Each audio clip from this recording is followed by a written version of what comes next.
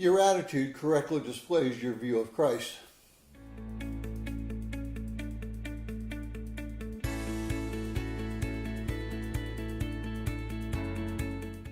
Well, if you're joining us in reading through the 60-day reading plan, today's reading is James chapter 2, verses 1 through 5, and I encourage you to read that passage. Well, many times we can very quickly see what a person is like just by his or her attitude. This judgment is not necessarily negative or wrong. Sometimes people are just easy to read. Sometimes whole groups of people, like your church congregation, are also pretty easy to read. Well, you can walk into the church and immediately tell if the people are friendly, open to visitors, interested in seeing new people, or very set in their ways and not interested in having anybody break into their little clique.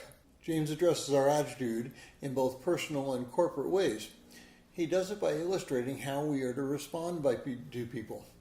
If a person seems to be important, then we're much more willing to interact with that person and make sure that we take care of them. If they seem like they're indigent or not of great importance, we might tend to ignore them. James calls this attitude utterly wrong.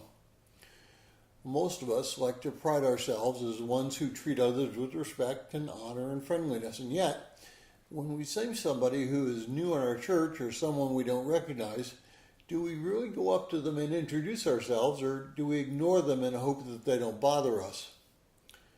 One of my favorite stories about Dr. Criswell, the longtime pastor at First Baptist Church, Dallas, is when he changed his mind about the introduction of people who came forward during the invitation.